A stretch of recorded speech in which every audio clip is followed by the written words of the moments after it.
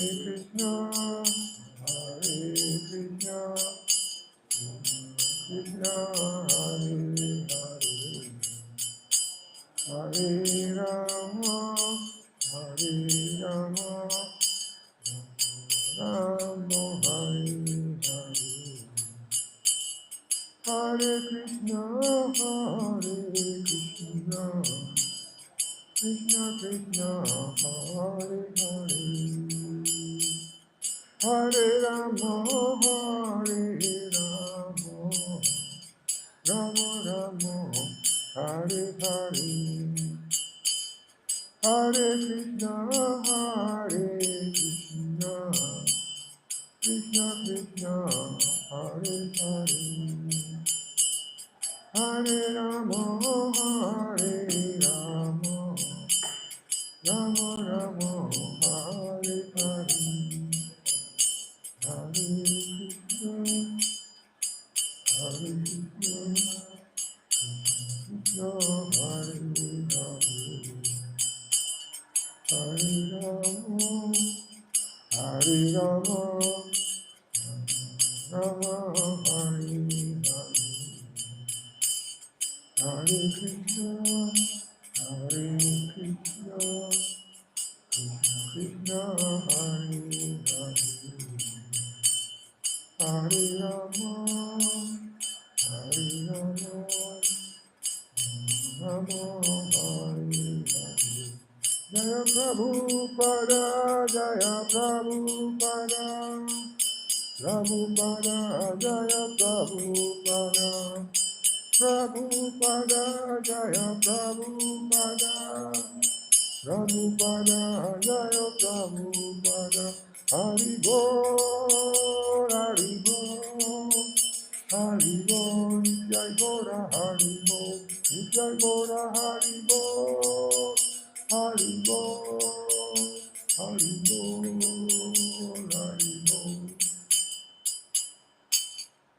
Jai Shri Shri Guru Bhagya Ki, Jai Srila Prabhupada Ki.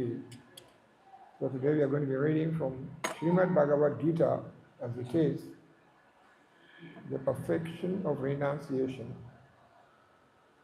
chapter 18, and we'll be reading text 34. 34, we did 33 yesterday. Yeah, we did 33 yesterday.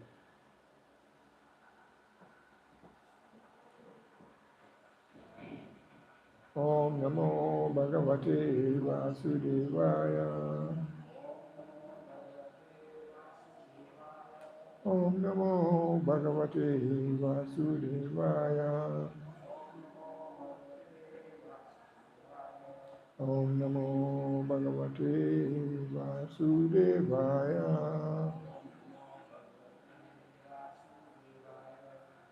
Yaya tu dharma karmarthan.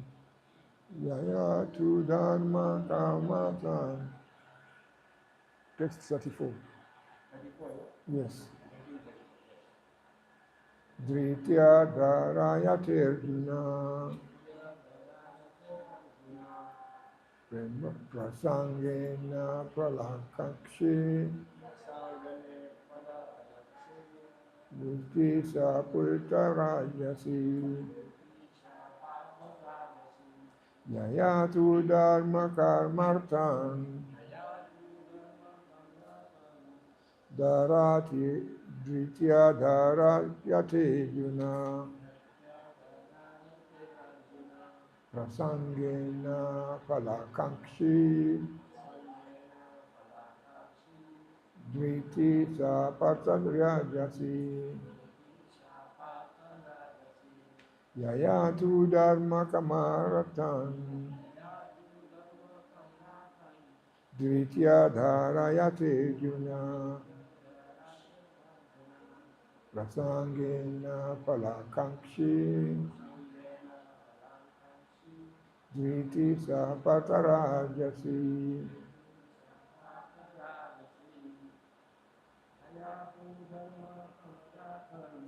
Yaya tu dharma karmarthan. Dvitya dharayate Arjuna.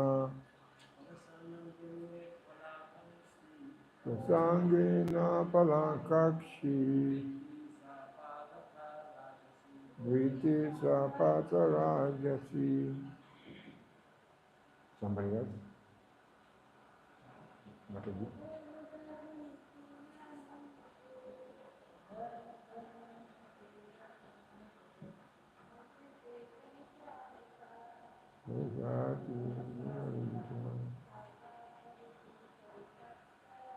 Sangena Palakakshi, Briti Sapatarajasi. Yaya tu dharma kamata, nanayata jina, kasanguna palakamshi, iti sakata rajasi. Yaya, by which? To, but, dharma, religiosity, kama, sense gratification, artham, and economic development, dritya, by determination, dharayate, one sustains, Arjuna, O Arjun, Prasangena, because of attachment, Pala Akankshi, desiring fructive results, Dritihi, determination, Sa, that, Partha, O son of Peter, Raja, Rajasi, in the mode of passion. Translation. By that determination by which one holds fast to fruitive results in religion, economic development, and sense gratification, is of the nature of passion, O Arjuna. Respond after me, please. By that determination by which one holds fast to fruitive results in religion, economic development, and sense gratification, is of the nature of passion, O Arjuna. Bhaktivedanta purport. Any person who is always desirous of fruitive results in religious or economic activities, whose only desire is sense gratification, and whose mind, life, and senses are thus engaged, is in the mode of passion. So we are still continuing. Krishna is trying to explain to Arjuna how the modes of passion affect our determination. Because our determination is eventually what is going to calm down and bring out the results and the fruits of our activities. If I'm not determined, then I can't reach anywhere. If I'm not determined, most likely I'll be considered to be in the mode of ignorance. But that determination, yesterday we did that determination, which is unbreakable, which is sustained steadfastness by yoga practice, and which thus controls the activities of the mind, life, and senses, is determined in the mode of goodness. So by this we can understand that by engaging in sadhana bhakti, we get to be regulated. And by being regulated, the sadhana bhakti that we practice immediately brings us to the position of goodness. And through that determination in the mode of goodness, then we can now transcend to the mode of pure goodness and eventually reach the mode of pure bhakti. So we are learning that Persons of who are always desirous of fruitful results. We look at the examples given a lot, especially in the scriptures, of the demons who are always looking for fruitful results, some tangible returns. For them, everything in life becomes a business transaction. I do this for you, you do this for me. I scratch your back, you scratch mine. So everything for them is always based on what is there for me. That is their level of consciousness. And we find that even ourselves, who are trying to be sadakas, we find ourselves also affected by this mode, because in the age of Kali, the whole world is permeated by these modes. So somebody comes to the temple, for example, or goes to the church, or goes to the mosque, and what he's asking for is, give me this. Prabhupada gives the example of the Christian prayer, where they say, give us our daily bread. So we are always going to the church or the temple seeking to receive something. A lot of times we forget that we should just be going to pray for the sake of prayer. And actually, we find that if we have even a heart's desire, but just by going there for the sake of prayer, automatically, those inner heart's desires will be fulfilled without even asking them. Because even before you reach in front of Krishna, he already knows what you want. Automatically, he's a Chaitya guru in the heart. He knows your desires, he knows your wants. So he's just, if you just go there and worship him for the sake of that, he'll give you more than what you came to seek for. There's a very, very good example from the Bible of a king who was known as King Solomon. And King Solomon was the son of King David. King David is considered the grandfather of the lineage or family of Jesus Christ. And King Solomon went to God, and God was so pleased with him, he was asked for a boon.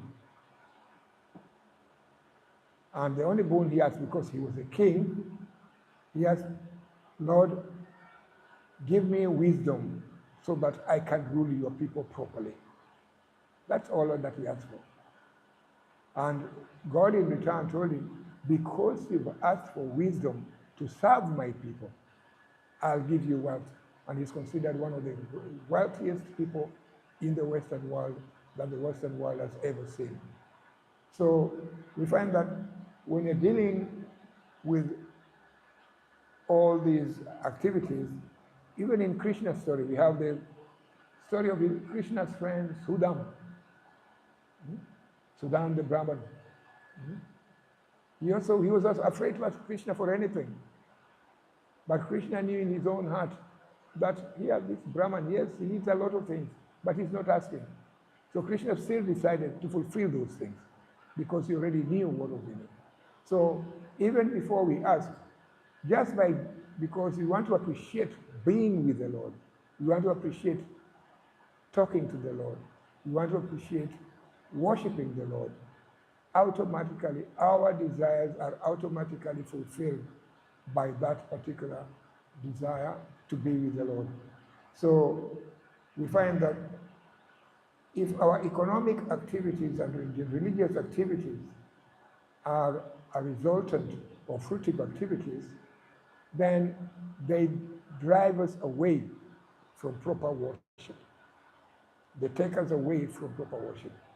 But if the economic activities and the religious activities that we do are done for the sake of pleasing the Lord, that's another big thing. Because when you look at it, you see that in trying to gain fruitive activities, we become self-centered. But in trying to please the Lord with our activities, then we become Krishna-centered.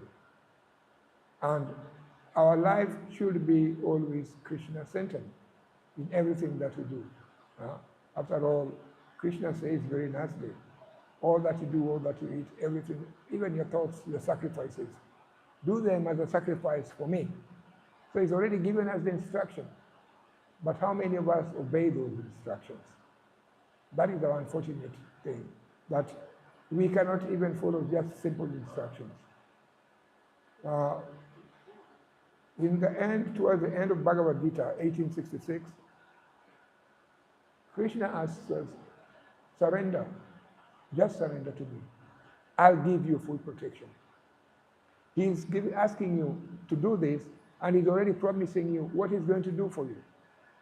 You don't even have to ask for that protection. All that you have to do is just surrender to him. He'll do the rest. He'll do the rest. But a lot of times, ourselves, even as aspiring sadhakas, we find it very difficult to surrender. Our egos are so strong that we always want to be the proprietor, the controller. We want to be in control of every situation in our life. We want to be in control of our family, our wives, our husbands, our children, our pets, our businesses. We want to give it a direction that we want, not realizing that all those things have been given there as an engagement to facilitate your worship of the Supreme Personality of Godhead. All the activities that we have are facilities to enable us properly worship their lordships. They are not there for our own sense gratification. Unfortunately, the world is geared in such a way that sense gratification has become the mode. Sense gratification has become what we call in vogue. Yeah? It's fashionable to gratify your senses. It is not fashionable to gratify the senses of the Supreme Personality of Godhead. If they find you trying to satisfy the senses of the Supreme Personality of Godhead, they tell you that you are backward. They'll call you backward. They'll call you ignorant. They'll call you don't know what is happening in the world. But they don't realize that it is them who do not know what is happening in the world, because they don't know what actually drives this world. This world is not driven by sense gratification, but it is driven through love of Godhead. The love of God is what drives this world.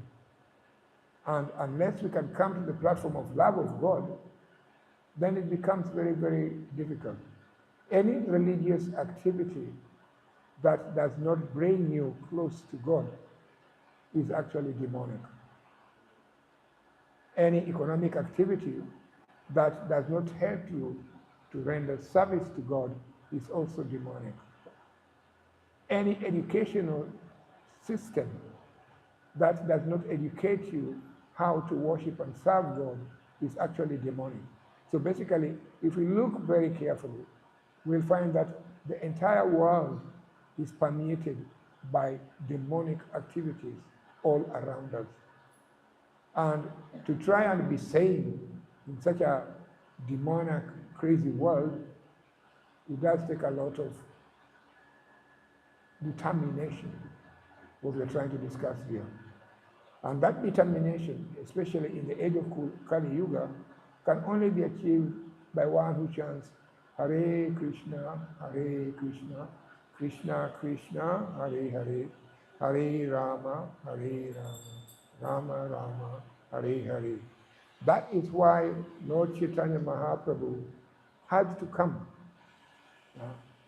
The first time that Rupa Goswami met Chaitanya Mahaprabhu in Prayag, what did Rupa Goswami say?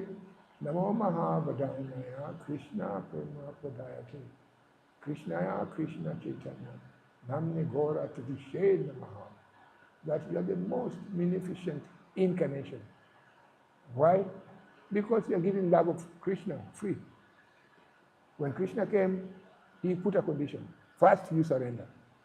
But here you are coming here, everybody you meet, anybody, take love of God, take love of God, take love of God. You are very, very merciful. And without that mercy, we cannot survive or sustain our lives in Kali Yuga. We needed that. And Krishna knew very well that the whole world needed that mercy. So he had to be teamed up with Radharani in one body, being Krishna himself, but taking the color of Radharani on the outside to come and give love of Krishna. Because between Radharani and Krishna, they're actually called the supreme depository of pure love. And he came not only to give love, but to show us how to love. And that is why Prabhupada also, through the instructions of his spiritual master, through the instructions that were given initially by Lord Chaitanya Mahaprabhu, came to the West to do the same. We who have picked up this, we are also called upon to do the same. Preach Krishna Bhakti. Ask people to accept Krishna in whatever way. Somehow or other, you have to get people to accept Krishna. Otherwise, thank you very much. Hare Krishna.